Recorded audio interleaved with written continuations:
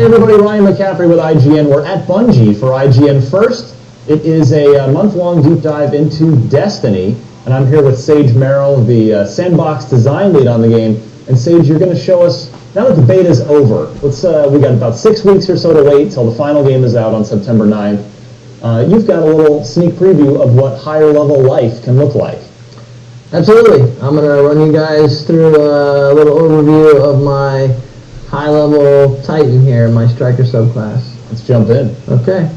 Definitely, by the time you hit level 20, and I'll bring this up here, you're starting to get all of your toys, right? And that you're really starting to fire on all cylinders, right? You've got all the tools in your toolbox, and you can go out and pretty much go do any activity that you like. Especially now I've been working on this guy for a little while. He's up to 29. So you look awesome. Now let's see what awesome things you can do. Okay, great. Quick overview for those of you that don't know. Down the left side here, I've got weapons. On the right side here, I've got a bunch of gear. This is all my helmets, chest pieces, etc. And then I'm going to dive in here to, like I said before, this is the Striker subclass. We're going to dive into the primary tree here and give you guys an idea about what you can experience.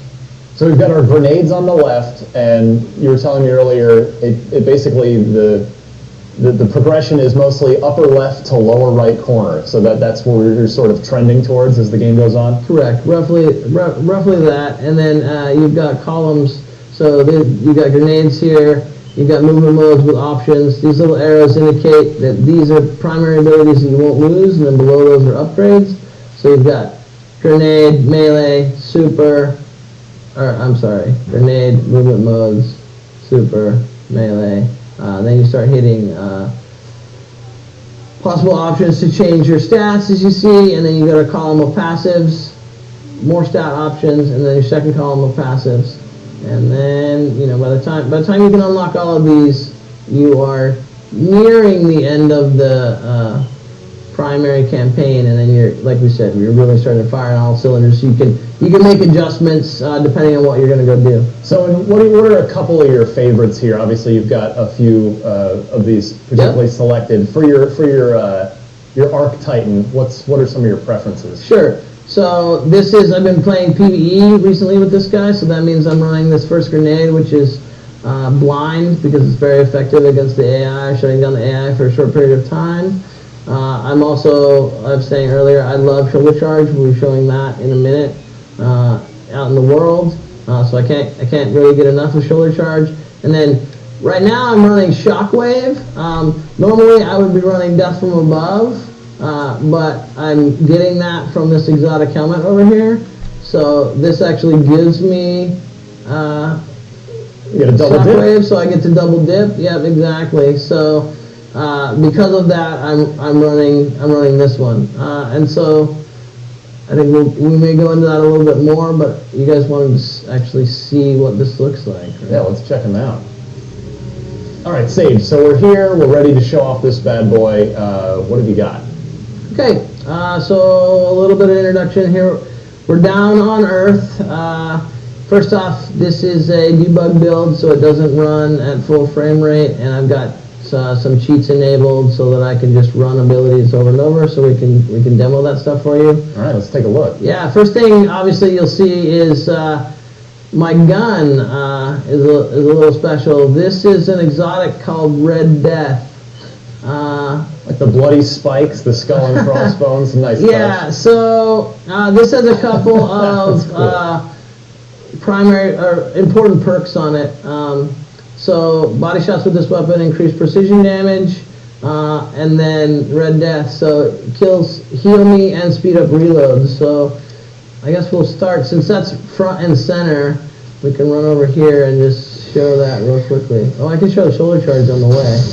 So I use shoulder charge fairly often, just as like an air dash. Is it like a knockback as well on enemies, or? Oh yeah. Yeah, that works. Yes, I prefer the leaping version here, if I can get this going. Yeah, the knee. But you can see that, well, not hurt much, but when I kill this guy, it will trigger my health regen, and then my reload is very, very quick, right? So anyway, this is an exotic that I'm running on this guy. This is a pulse rifle. So I get 3-shot bursts very quickly.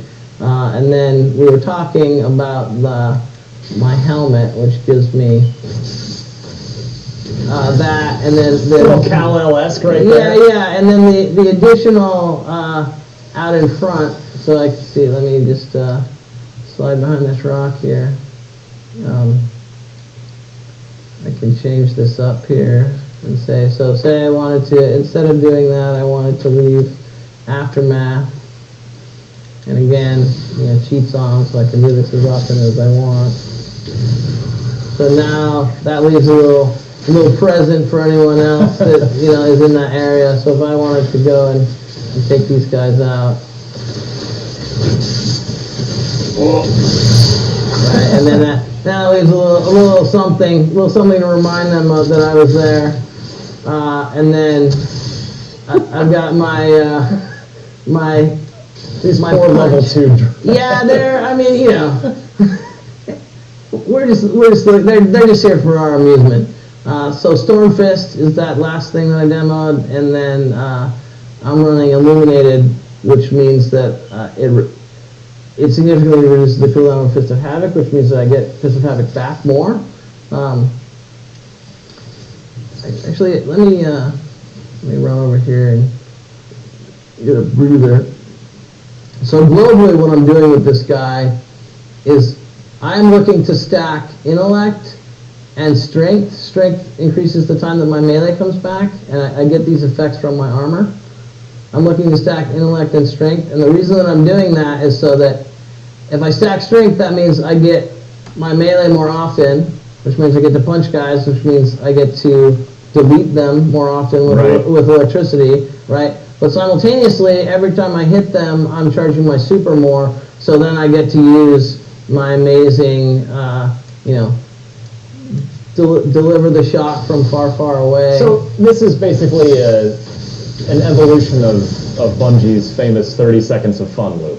You want to keep that going as much as you can. Absolutely, right? And we want to, I mentioned earlier, like that sort of combat jazz or combat improvisation of like running through my various different cooldowns, trying to figure out like what is the order in which I'm going to stack things and deliver them, to my opponent. So with this guy, I will typically try to start with this as an introduction, right? Maybe I'll, do that and then possibly finish off. Oh, this is real overkill for these shanks. Yeah. And yeah, a little bit faster than 30 seconds because they're only level 2. But well, that is a taste of high-level action that you have waiting for you when Destiny releases later this year. Sage, thanks very much, and for more on all things Destiny, you're already in the right place here at IGN.